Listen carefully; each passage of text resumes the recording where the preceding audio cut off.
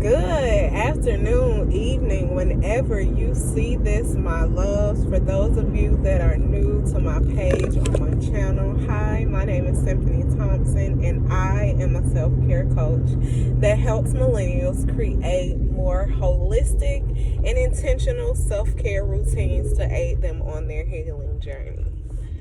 And as you already know, it is Motivational Monday. So by this time, I hope that y'all are up, well energized, filled with so much love, light, and positivity. I hope that you've eaten your breakfast or your lunch. I hope that you drink your water, got as much water in as you need. Well, I'm not going to say as much as you need, because y'all need to just be drinking water in general. But I hope y'all got your 30 minutes of exercise in. It's raining here, so probably about to do some yoga or something once I get home. But make sure you get your 30 minutes in today. Make sure you get your body moving and active, shake a little something. Even if you people downplay how much of an exercise dancing is. I even tell my friends sometimes on the bad days or when we have those bad moments, just play your favorite song and dance to your heart's content. Dance until you cry. Dance until you laugh uncontrollably. Dance until you get everything that has been bothering you or the things that have been filling you, whichever way, whichever end of the spectrum you're on, whether you're feeling really good or you're feeling really bad. Just dance. Dance it out. Dance through a song. Do you know how long it is? People underestimate. I used to help out with a dance team when I was in college, and when I used to manage them,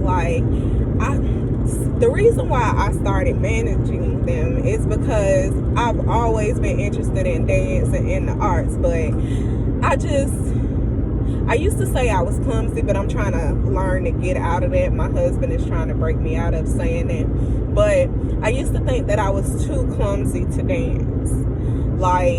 I'm not really the on-beat type person. I'm not really I don't know how to twerk. I don't know how to do all these TikTok videos or these viral dances. I'm not that person, really. So for years, I used to tell myself that I wasn't able to dance. So once I got to college and I was able to manage a dance team, it was like a dream come true. I was living vicariously through them, honey.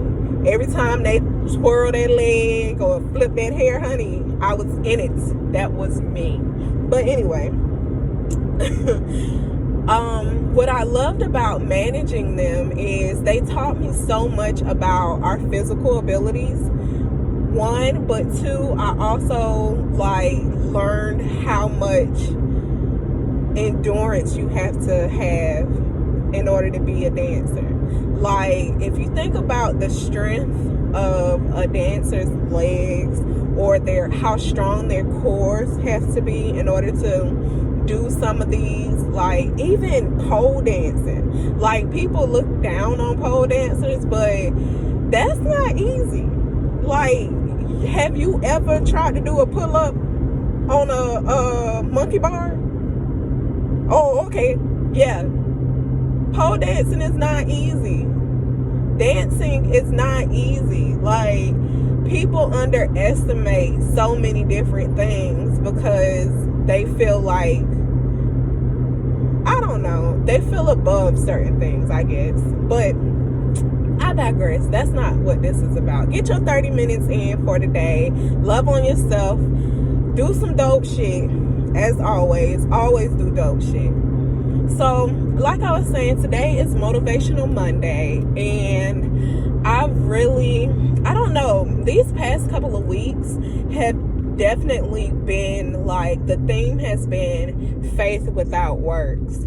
Everything that I've been watching, everything that I've been reading, like all of my moments of realization, or me just coming into my own and understanding certain things, a lot of it has been lining up with the theme of faith without works is dead. And it makes me think about how much in life, especially like the first half of my life, like in my 20s, I thought that, like, I knew you had to work for stuff, but, and I don't mean like physical things like a house or a car or something like that. I mean, like, I knew that you had to work to be successful. I knew that you had to work to get to point A to point B, whatever your point A or point B was. But what I didn't know and what I had to learn is, like, people don't show you the in between. They say, oh, okay, well, yeah, I graduated high school and I went to college, but nobody talks about how some of us actually struggle through college. They say you gotta graduate and get a job, but they don't say how many of us struggle to get a job, even with a bachelor's or a master's, or sometimes with a doctor. Like, they don't tell you. They tell you to go and you're supposed to get this house and this white picket fence and this get married and have 2.5 kids or whatever, but they don't tell you that a marriage is accepting your partner for who they are. They don't tell you that marriage is ups and downs and learning and growing with your partner. They don't tell you that marriage is finances and learning how to manage personal, professional, and then being mommy or wife. They don't tell you all of that stuff. So in my 20s, I went with the face value of everything. Go to college, get a degree, get a good job, get married. But like I said, these past 2 weeks, faith without works has really been the theme. And like, God has been showing me, like, I realized this stage of my life has been showing, like, for years, or maybe this is me just now waking up to things that are being shown to me. But for years, everything was like so gray, and I didn't really understand a lot of stuff. And maybe I had a lot of people around me that explained those things to me, and maybe I was just not in a place to accept those things. But I don't think that a lot of things were taught to me. So this stage of my life has definitely been more of a visual. Like, God has been showing me how it is to show up, if that makes sense. Like, how to be yourself unapologetically. And I realized, like, for years I was begging and trying to convince people that I was worthy, not knowing that everything that I needed was already inside of me. I was trying to figure out, like, who I was and what place or space that I took up in life and other people's lives and my life and the world. Like, just trying to figure out where I belong. And I realize now, like, show up as yourself. That's all that matters. Be you 100% unapologetically, without wavering, without trying to copy or duplicate another person, and God will continue to show you you. don't know if that makes sense. Like, as long as you keep doing you, being the person that God made you to be, true to who you are, God will continue to show you you. So that's why I say, like, this is the stage of my life of God showing me things, because he's really showing me who I am. Like, first, who I am for myself, because I showed up for myself and I chose to be a part of my own rescue. And it's crazy because as long as I've been on this journey and as long as I've been screaming, be a part of your own rescue, be a part of your own rescue, I am now in a stage of my life where I'm proud of where I am because I chose to be a part of my own rescue.